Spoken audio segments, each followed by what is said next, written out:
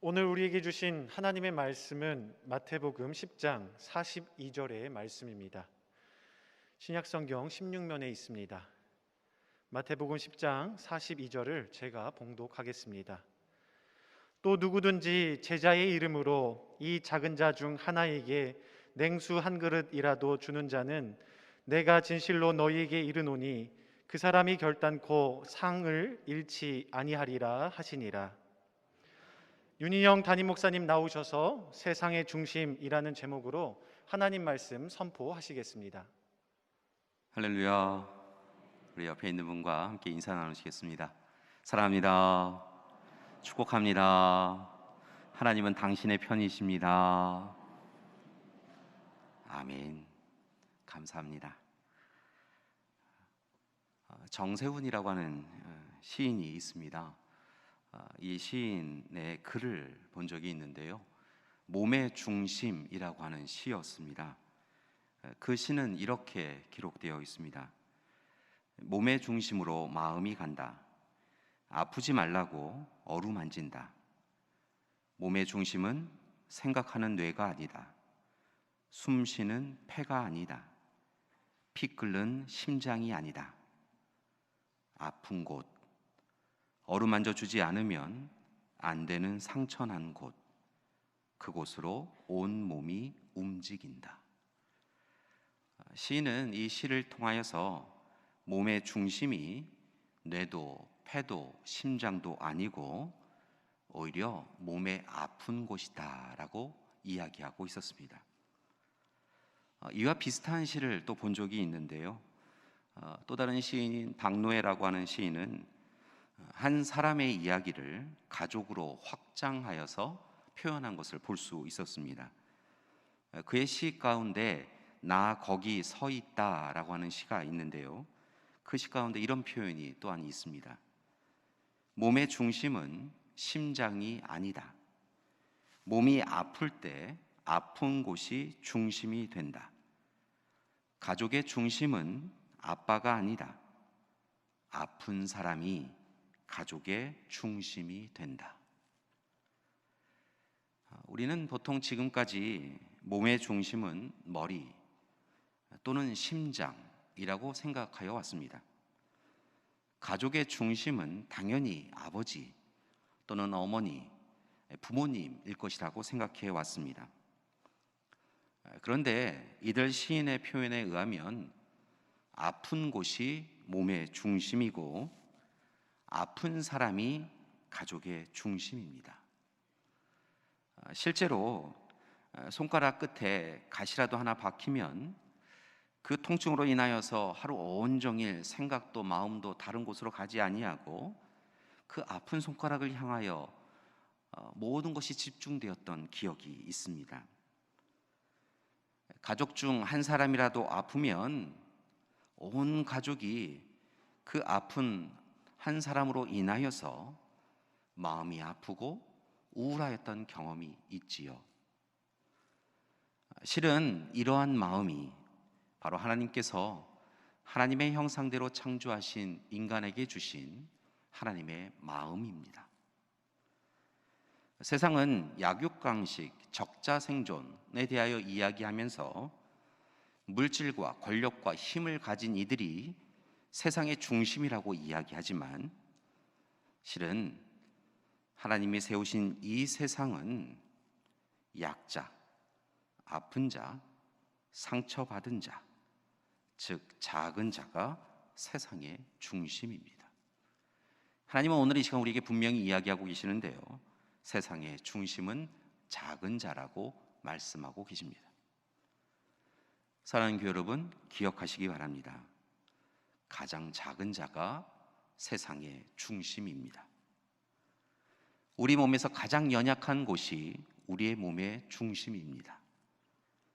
우리 가정에서 가장 연약한 이가 우리 가정의 중심입니다.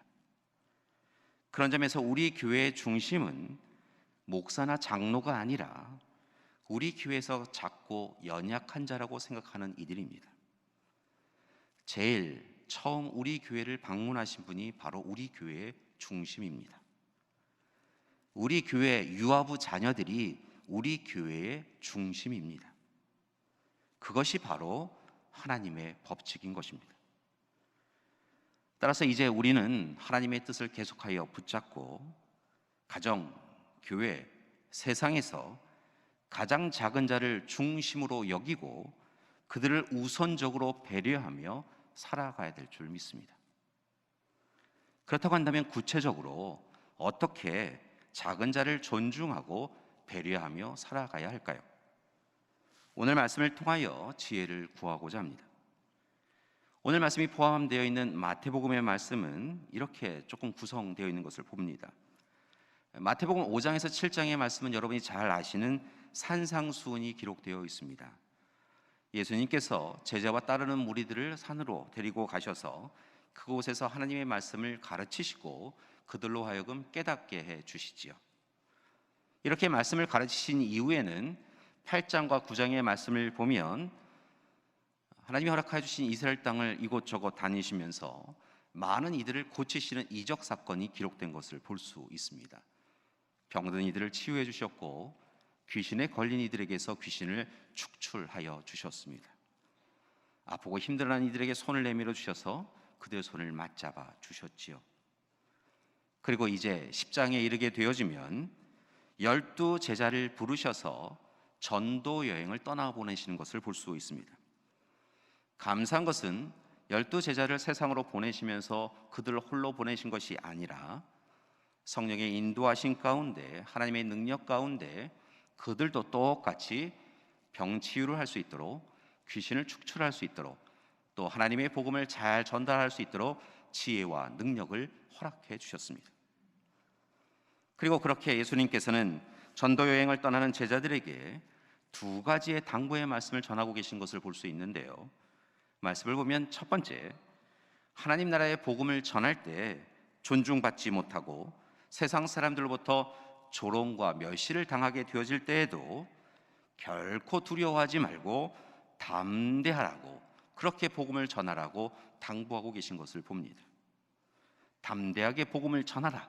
그것이 바로 첫 번째 당부였다면 두 번째로 제자들에게 하나님께서 베풀으신 사랑에 감사하며 또한 이제 힘써서 세상을 향하여 이웃들을 향하여 사랑을 행하며 살아라라고 당부하신 것을 볼 수 있습니다. 그리고 이 예수님의 당부에 대하여서 12명의 제자들은 그리고 그 이후에 또 다른 보냄을 받았던 70명의 제자들은 그 말씀을 붙잡고 담대히 복음을 전하였고 또한 사랑을 행하였던 것을 볼 수 있습니다. 교회 여러분, 2000년 전에 전도 여행을 떠나는 제자들에게 주신 이 사명은 또한 오늘 이 시대를 살아가는 우리에게도 주신 주님의 사명인 것을 기억하시기 바랍니다. 우리에게 주신 사명입니다. 따라서 이제 우리도 담대히 복음을 전하여야 하고 또한 삶에서 사랑을 실천하며 살아가야 될 줄 믿습니다.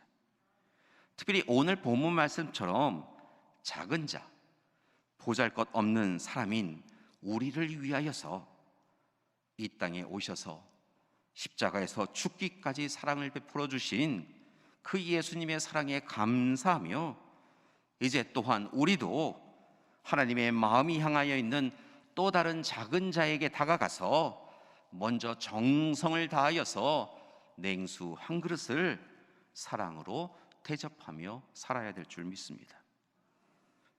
그렇다면 여러분, 오늘 말씀 가운데 한 가지 의문이 드는 단어가 있는데요. 오늘 말씀에서 예수님은 왜 작은 자에게 냉수 한 그릇을 주어야 한다라고 비유하셨을까요? 작은 자에게 더 좋은 것, 만나는 것, 비싼 것 한번 대접받으면 잊지 않을 만한 그런 것을 대접하라 라고 이야기하지 않으시고 왜 냉수 한 그릇을 대접하라 라고 하셨을까요? 물론 광야가 많은 이스라엘 그 사회 속에서 물은 그들의 생명과 같은 것이었습니다. 그래서 아브라함을 비롯하여서 성경에 나오는 많은 이들이 나그네들에게 물을 제공하고 그들로 하여금 그 물을 마심을 통하여서 그들의 생명이 유지될 수 있도록 이끌어 줬던 것을 봅니다. 성경의 말씀에 보면 하나님께서 직접 하나님의 사람들에게 물을 주셨다라고 하는 기록들도 담겨져 있지요. 그러나 오늘 말씀에서는 보다 중요한 이유가 이 냉수 한 그릇에 담겨져 있는 것을 볼 수 있습니다. 그것은 냉수 한 그릇은 상대방의 필요를 채워줄 수 있는 가장 최소의 단위였다는 것입니다. 상대방의 필요를 채워주기 위하여서 조금만 마음을 두면 누구나 대접할 수 있는 것이었다는 것이지요. 가난한 사람도 큰 노력을 하지 않아도 그냥 그 마음만 있으면 부담 없이 다른 이에게 대접할 수 있는 것, 그것이 바로 냉수 한 그릇이었습니다. 그래서 예수님은 누구나 나눌 수 있는, 마음만 있으면 나눌 수 있는 냉수 한 그릇을 비유로 사용하신 것입니다. 감사한 것은 마음만 있으면 나눌 수 있는 가장 최소의 단위라고 할 수 있는 이 냉수 한 그릇을 나누는 곳마다 하나님의 놀라운 역사가 이루어진다라고 말씀하고 있다는 것입니다. 냉수 한 그릇을 나누는 이들에게 하나님께서 함께하여 주셔서 상을 베풀어 주신다고 약속하고 계십니다.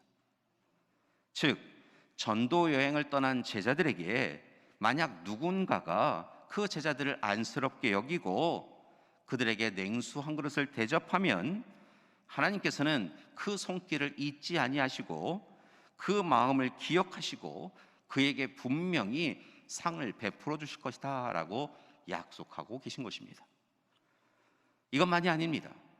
또한 제자들이 냉수 한 그릇의 사랑을 전할 때마다 제자들이 직접 스스로 냉수 한 그릇을 대접하는 마음을 가지고 헌신하고 섬길 때마다 그곳에 하나님께서 임재하시고 좌정하여 주셔서 하나님 나라의 기쁨을 누리게 하여 주시고 또한 제자들에게도 또한 그곳에 있는 모든 이들에게도 상을 베풀어 주신다고 주님은 약속하여 주신 것입니다. 그리고 예수님의 약속 그대로 제자들의 발길이 머무는 곳마다 냉수 한 그릇의 사랑을 나누는 곳마다 복음이 온전히 전하여졌고 하나님 나라의 기쁨이 있었다라고 성경은 증거하고 있습니다. 교회 여러분, 간절히 바라고 원하기는 오늘 이 시대 우리의 삶의 현장 가운데서도 바로 이 냉수 한 그릇의 기쁨이, 하나님 나라의 기쁨이 있기를 소망합니다. 이를 위해서 이 땅에 복음의 증거자로 부름받은 우리가 이제는 꼭 해야 할 일이 있습니다. 그것은 바로 광야 같은 이 세상을 살아가며 어디로 나아가야 될지 알지 못하는 길을 잃어버린 그들을 향하여 나아가서 참으로 그들에게 냉수 한 그릇을 대접할 수 있는 우리가 되기를 소망합니다. 목말라 하는 사람, 작은 자를 만나시면 외면하지 마시고 먼저 냉수 한 그릇을 대접하시는 여러분이 되기를 소망합니다. 여러분, 강한 사람에게는 물을 대접하는 것이 쉽습니다. 그것에 익숙합니다. 그런데 작은 자에게는, 우리가 눈여겨보지 않았던 이들에게는 냉수 한 그릇도 대접하는 것이 결코 쉽지 않은 세상입니다. 그러나 오늘 말씀을 의지하여 부름받고 보냄받은 자로서 냉수 한 그릇을 특별히 작은 자에게 먼저 대접할 수 있는 우리가 되기를 소망합니다. 이 시대에 소외된 자, 숨겨진 자, 차별받는 자, 보잘것없다고 여겨져서 아무도 눈여겨보지 않는 이들에게 적어도 우리만은, 하나님의 사랑을 받은 우리만은 나아가서 하나님의 마음으로 그들을 보살피고 돌보고 그들과 함께하는 우리가 되기를 소망합니다. 그때 하나님께서 우리와 함께해 주실 줄 믿습니다. 하나님께서 우리의 냉수 한 그릇 나눔을 기뻐해 주시고 냉수 한 그릇 받은 그분만이 아니라 대접한 저와 여러분에게도 하나님께서 크신 사랑으로 기쁨을 허락해 주실 줄 믿습니다. 바라고 하기는 우리의 가정이 그랬으면 좋겠습니다.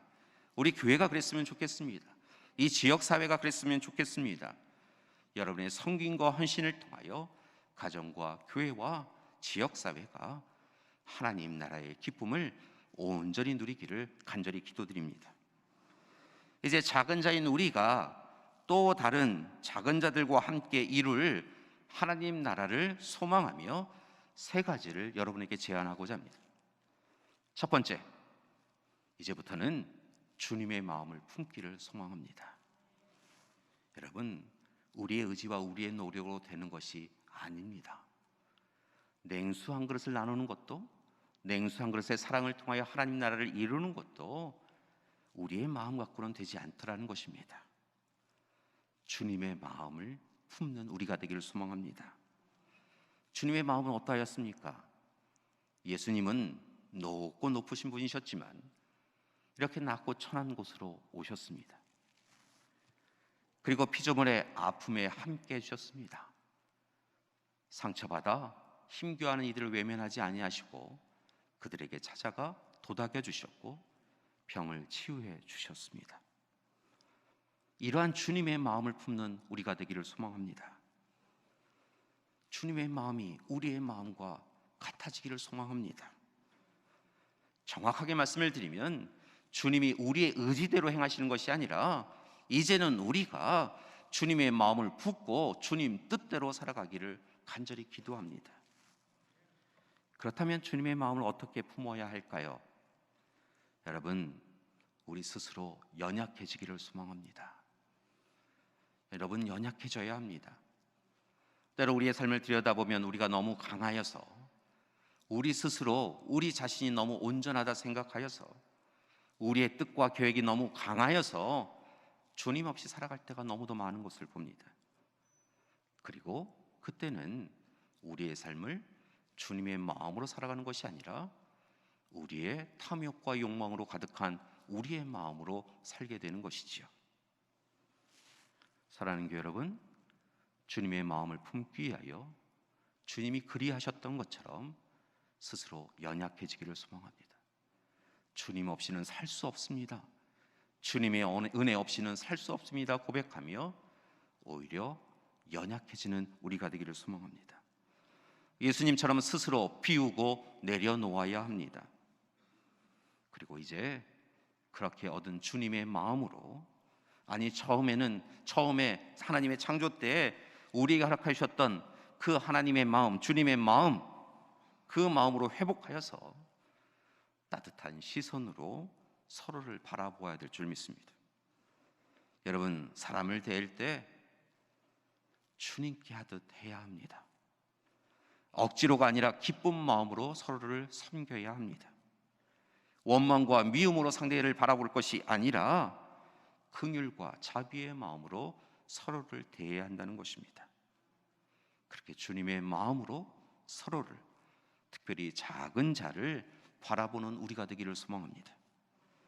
두 번째 부탁드리는 것은 작은 자의 고통과 고난에 공감하셔야 한다는 것입니다. 얼마 전에 정의란 무엇인가라고 하는 책을 썼던 마이클 샌델 교수가 새롭게 쓴 책 공정하다라고 하는 착각이라는 이 책을 중심으로 짧은 강연을 하는 것을 보았습니다. 그는 개인의 능력을 우선시하고 보상해주는 능력주의 세상이 과연 공정한가라고 묻고 있었습니다. 그리고 오히려 내게 있는 능력으로 내가 함부로 산다, 내가 마음대로 산다 라고 하는 것이 얼마나 어리석은가에 대하여 이야기하고 있었습니다. 그는 승자의 오만과 패자의 굴욕을 정당화와 합리화하는 틀에서 벗어나서 오히려 이제는 개인과 사회가 공동체 전체를 위한 선을 이루어 가도록 노력해야 한다라고 독자들에게 이야기하고 있었습니다. 생각해 보면 예수님의 공생의 사역을 찬찬히 들여다보면 예수님도 바로 이 부분을 이야기하고 계셨던 것을 봅니다. 즉 여러 가지 이유로 작은 자가 된 사람들, 약자가 된 사람들, 외면당한 사람들, 그들에 대하여 너희가 행한 것은 너희의 죄 때문이다 라고 이야기하며 그들을 부정하다, 잘못되었다, 죄인이다 라고 이야기하는 것이 얼마나 어리석고 옳지 않은지에 대하여 예수님은 이야기하고 계셨다는 것이죠. 큰 자가 작은 자를, 강자가 약자를 유대인이 이방인을, 남자가 여자를 차별하고 억누르고 고통에 이끄는 모습을 바라보며 예수님께서는 그것은 하나님의 정의도 아니고 공의도 아니다라고 말씀하고 계신 것입니다. 그래서 예수님은 작은 자들이 당하는 고통과 고난에 대하여 그들의 문제다, 그들이 잘못해서 그렇다라고 이야기하지 말고 그들을 통하여 이루실 하나님의 뜻이 있음을 명백하게 이야기하며 이제 이 땅을 살아가는 우리는 고통과 고난을 당하는 이들, 그들의 아픔을 공감하고 그들의 문제를 함께 해결하도록 노력해야 할 것이다 라고 예수님은 이야기하고 계셨던 것입니다. 그래서 예수님은 늘 아픈 자들, 힘겨워하는 자들에게 나아가서 그들과 함께 식사를 나누셨고 그들을 부둥켜 안고 토닥이며 그들과 함께 눈물을 흘리셨던 것입니다. 예수님은 가난한 자, 병자들의 물질적, 육적 문제를 해결해 주셨습니다. 연약한 자, 소외된 자들의 괴로움, 외로움, 우울함을 외면하지 아니하시고 오늘 이 시간 하나님의 사랑으로 그들을 돌보아 주셨습니다. 그리고 이제 그 일을 우리에게 하라고 하십니다. 작은 자, 고통당하는 자, 고난받는 자, 그들이 무엇인가를 잘못하여서 그렇다라고 이야기하지 말고 어느 시간 하나님의 사랑을 누렸다고 한다면 작은 자의 아픔, 상처로 인한 그 고난과 고통에 대하여 함께 아파하고 곁에 가서 함께 울어주며 하나님이 우리의 하나님 되어주신다고, 하나님이 우리를 지켜주실 것이라고 위로하고 살아야 한다고 말씀하여 주신 것입니다. 셋째로, 냉수 한 그릇을 대접하는 우리가 되어야 될 줄 믿습니다. 우리는 힘든 상황에 있는 이웃을 만나는 것을 별로 즐거워하지 않습니다. 어려운 이웃이 우리에게 다가와서 도움을 요청하면 실은 불편합니다. 한편으로는 두려워하기도 합니다. 조금 거리를 떨어뜨리고 우리의 마음이 내켜질 때 돕는 것에 대해서는 기뻐하지만 마땅히 해야 될 일이라고 생각하지만 누군가가 와서 냉수 한 그릇을 달라고 먼저 청하면 그 일에 대하여 옳고 그름에 대하여 이야기하고 그것이 대접하는 것이 맞는 일인지 아닌지에 대하여 이야기합니다. 그러나 분명한 것은 우리는 주님께 배운 사랑을 구체적으로 실질적으로 행하며 살아가야 합니다. 오늘 이 시간 주님이 우리를 부르셔서 주님의 일꾼 삼아주시고 주님의 손과 발이 되게 하셨다는 것은 이제 기쁨으로 주저함 없이 우리의 이웃에게 냉수 한 그릇을 대접할 수 있어야 한다는 것입니다. 사랑하는 교회 여러분, 입술로만, 말로만, 머리로만 냉수 한 그릇을 대접하는 것이 아니라 냉수 한 그릇 잘 준비하여서 우리의 이웃들에게 잘 대접하는 우리가 되기를 소망합니다. 예수님께서 마태복음 25장 40절 말씀에서 이렇게 이야기하십니다. 내가 진실로 너희에게 이르노니 너희가 내 형제 중에 지극히 작은 자 하나에게 한 것이 곧 내게 한 것이니라. 이 말씀을 붙잡고 작은 자에게도 정성으로 대접해야 될 줄 믿습니다. 분명한 것은 우리는 하나님이 어디 계신지 정확히 알지 못하지만 성경의 말씀을 보면 우리가 사랑을 나눌 때 하나님께서 그곳에 계신다고 말씀하고 계시다는 것입니다. 따라서 할 수만 있는 대로 힘써서 작은 자를 대접하는 우리가 되기를 소망합니다. 사랑하는 교회 여러분, 말씀을 마치며 부탁을 드립니다. 다가오는 한 주간 죄로 인하여서 하나님으로부터 너무 멀리 떠나서 변두리 인생을 살던 작은 자인 우리를 찾아와 주셔서 그곳을 세상의 중심으로 만들어 주시고 너는 내 것이다라고 말씀하여 주시며 목마른 인생, 갈급한 인생 가운데 냉수 한 그릇을 허락하여 주셨던 주님의 사랑을 잊지 말고 기억하며 감사하는 우리가 되기를 소망합니다. 오늘 시간 우리가 이 자리에 설 수 있는 것은 우리의 노력과 우리의 의지, 우리의 공로나 업적에 의한 것이 아니라 죄 때문에 죽음에 이르는 변두리 인생을 살아가는 우리를 불쌍히 여기신 주님의 사랑이 있었기에 가능하다는 것입니다. 세상 그 누구도 우리의 관심 없을 때 죄인인 우리를 주님은 마음에 품으셨고 우리에게 다가오셔서 자신의 생명을 내어주심을 통하여 구원과 영원한 생명의 자리에 이르게 하여 주셨던 것입니다. 그 냉수 한 그릇이 우리를 살렸습니다. 바라고나기는 이제 그 사랑에 감사할 뿐만이 아니라 이제 한 걸음 더 나아가서 여전히 세상에서 소외되고 외면당하여 있는 이들, 작은 자들, 주님의 사랑이 꼭 필요한 자들에게 우리가 주님과 함께 나아가기를 원합니다. 주님의 마음으로 그들을 바라보고 그들의 고통과 고난에 대하여 함께 공감하고 소통하며 위로하고 이제 세상의 중심인 그들에게 주님 사랑 담겨져 있는 냉수 한 그릇을 전하며 살아가는 우리가 되기를 소망합니다. 그리고 그렇게 세상의 주권자이신 주님 앞에서 세상의 중심으로 초청받은 작은 자인 저와 여러분이 함께 세상으로부터 작은 자라고 여겨지는 이들과 함께 우리의 가정, 교회, 세상을 주님이 기뻐하시는 하나님 나라로 이루어 가기를 소망합니다. 우리는 순례자입니다. 우리는 하나님 나라로 한 걸음 한 걸음 나아가는 사람들이지요. 그런데 감사한 것은 그렇게 먼 미래에 훗날에 우리로 하여금 하나님 나라로 나아갈 수 있도록 하나님이 약속해 주셨을 뿐만이 아니라 오늘 이 시간 냉수 한 그릇을 나누는 곳마다 하나님 나라를 경험할 수 있도록 하나님은 은혜 베풀어 주신 줄 믿습니다. 바라고나기는 오늘 이 시간 우리가 거하는 곳마다 냉수 한 그릇을 나눔을 통하여서 주님의 귀한 사랑 가운데 하나님 나라를 경험하는 우리가 되기를 간절히 기도드립니다. 우리는 작은 자입니다. 연약한 자입니다. 그러나 세상의 중심입니다.